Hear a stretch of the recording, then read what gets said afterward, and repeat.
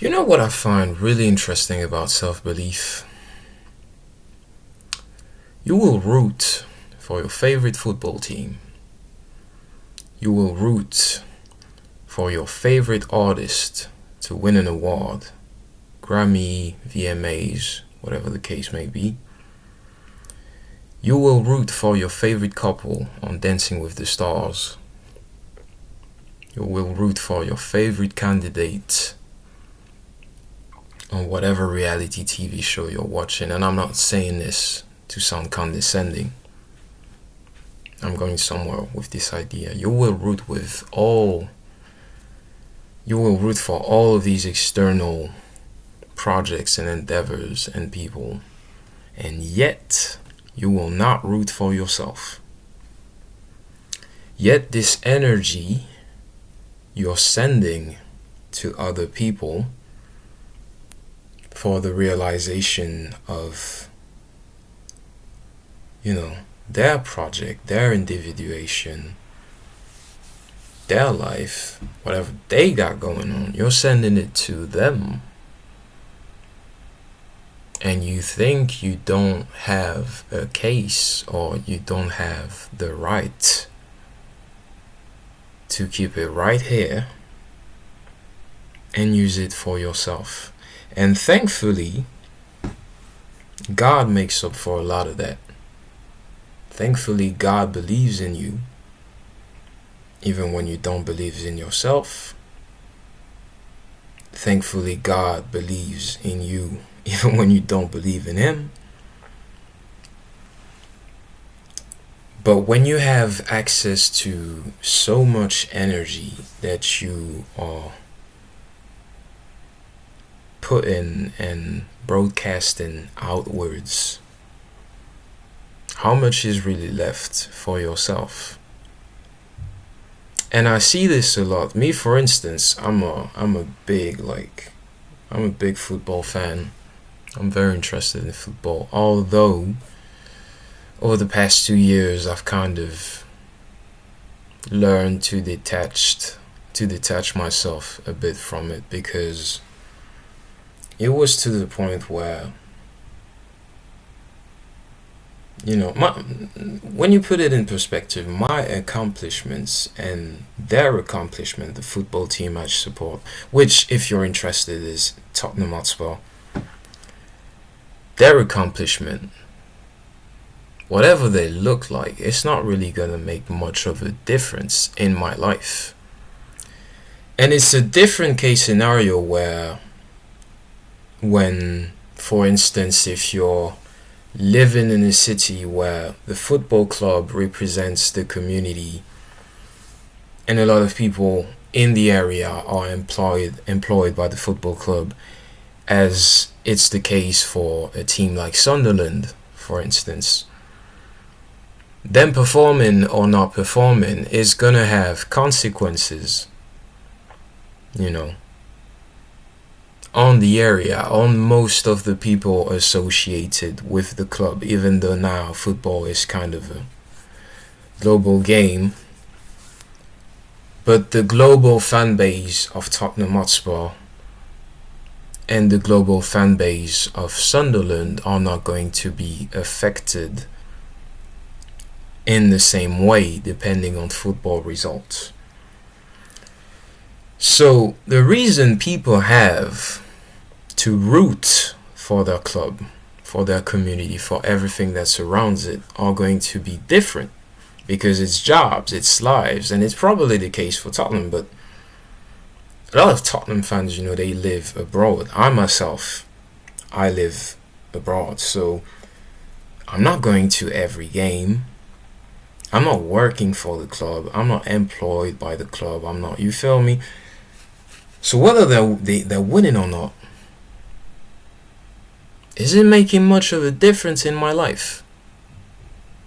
And I kept thinking about the amount of time I spent watching the games, which, I'll be honest, I probably enjoyed more than I would care to admit. But it's It's a fun old game, you know. I understand why people are passionate with it. Like it's spectacular. It's really interesting, the storylines and everything, but getting emotionally involved to the point where, unless it's your job to actually follow them, which is a completely different pair of hands, but it's not going to be the case for most people. All the energy, all the money, all the positivity, all the hopes, and everything you're sending to them is getting them to grow, because the more people follow, the more people attend the games, the more people are interested, they grow as a football club, and then they grow as a fan base, and then they grow financially, they grow in prestige, they grow in attraction. All of that you can send to yourself. All of that, everything. I talked about it on my other channel, and I titled the video "Attention is the Real Currency." I think people don't understand, like, this is not an image. I'm being literal, bro. We are in an attention-based economy. We are in a world where most of the things run on belief, on attention and belief. Something is receiving attention, and enough people believe that it's possible to make it happen. It's probably gonna happen. It's probably gonna grow, because a lot more people are going to allocate time and resources and connection into making it grow, because of this belief, because of this idea that this can become a lot bigger than what it is right now. This can become, unfortunately, like the main, the main point, the main objective for most people in the world we're living in, is to make things as profitable as they can be. So, but it's got nothing to do with the idea of belief per se. Like, it's, belief is kind of that extra oomph, that funnel that's like, okay, I have all of this energy available, and then there is this beam of focus and visualization and envision that something in the future about this situation or this person could become a lot bigger than what it is right now. And this is what you can do for you right now. This is what people told you. Like, how is it that so many confident people succeed? They're not always going to be the nicest people. They're not always going to be like, they're not going to make the best music. They're not going to have the best intentions. They're not going to promote the best agendas. And for a lot of them, it's taken probably selling out, doing things of this nature. But behind their growth and behind their exposure, behind the spotlight and the attention they received, there was some amount of belief from someone, either to curate an image for them and sell it as a product, or actually give them the opportunity to showcase what they have available. But before they had the platform, they needed to be given energy, they needed to be given something to kind of consolidate themselves as something that could grow, or someone who could grow into a source of inspiration, or a source of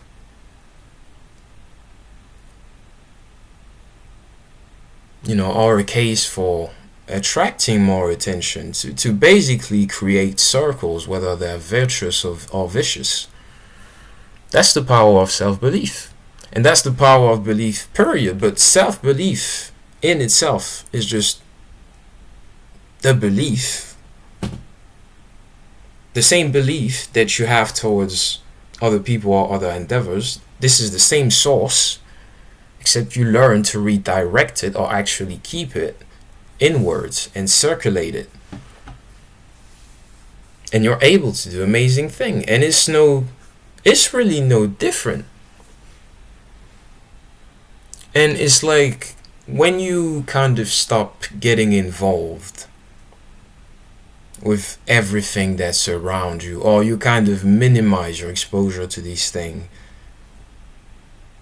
you're going to realize that you're going to probably start doing things you didn't think were possible to you because you just didn't have, or you weren't able to allocate the amount of belief and attention and focus necessary to yourself. And the funny thing is, all them things that you like to spend time interacting with, you would probably have a lot more opportunities to interact with them on a much higher level after the period of time where you took it back and invested it back to you. And then the fantastic thing is when you really tap in and connect with God, and it's like you have your very own belief and you have God's belief, which is literally the essence, the source, the strongest source of influence and attention and light available in this universe and everywhere else. You have this.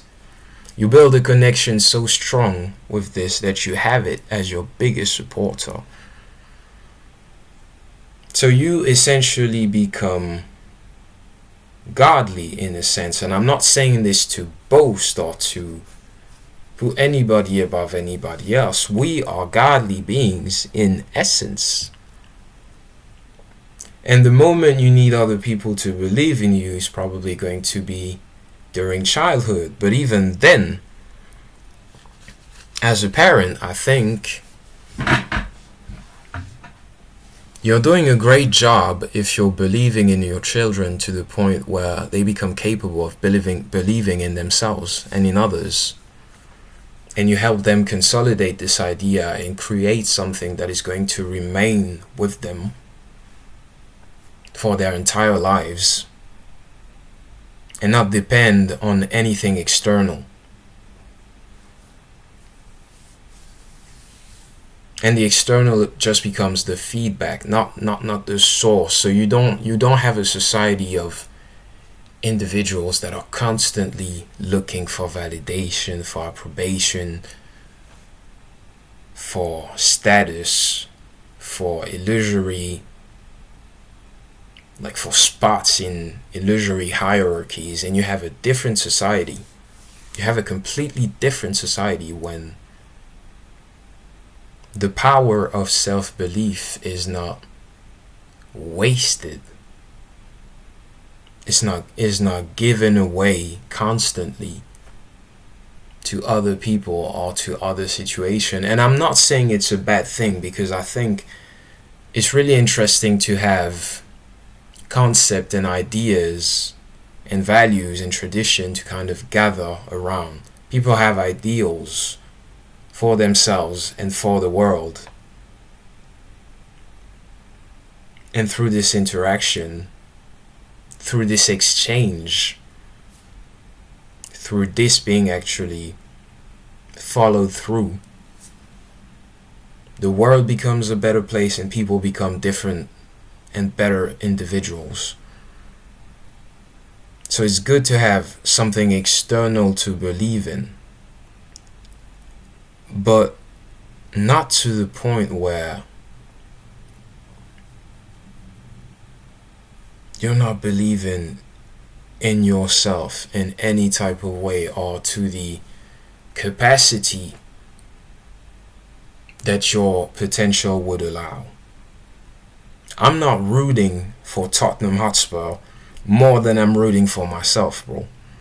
And I'll be real, bro. Like, if you're not in football, if you're not interested in football, you probably will not know this, but this team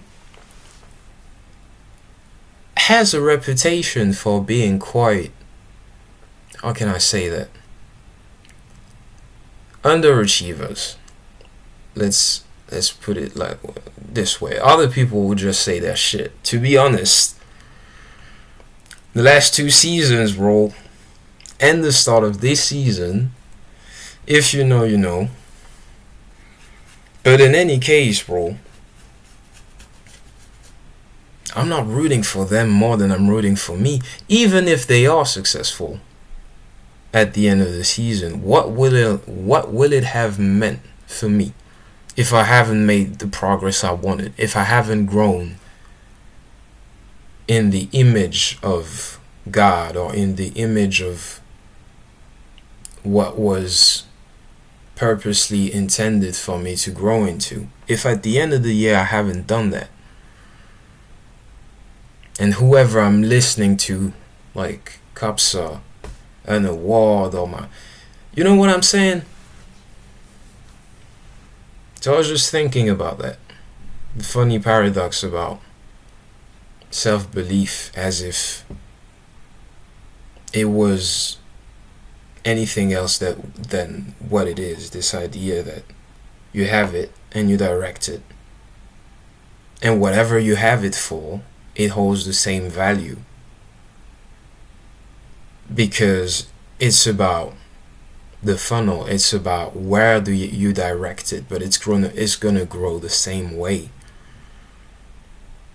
And we don't realize that, you know. We don't really understand that until we're put in situations where we're just given the grace and the space to reflect. And when I think of how I used to be as a supporter, and how completely detached I am from results now, it's like, if they lose a game, they lose a game, bro. That's it. They win a game, it's entertaining, like, probably for the duration of the game or the tournament, but afterwards, it's just life goes on. I still have things I want to see. I still have family members I want to talk to and interact with. It's like life goes on, bro. And we got to remember that. The power of belief, the power of attention and focus, when it's not going outwards, how it benefits our growth. And when we actually have the privilege of being able to tap in with the Most High and get belief from Him, from His love, or from it, who knows, from the love, from the energy of abundance, from the energy of security, from all of that. And we're getting the chance to change our lives and change our world, change our communities, doing all of that. We just gotta remember, where the energy goes is where you're gonna see the most growth. And that's regardless of external circumstances. So yeah, so I wanted to talk about, hope this is relevant to you somehow. If not, it is what it is. It was relevant to me. So yeah, just had to say that. Take care. Bye bye.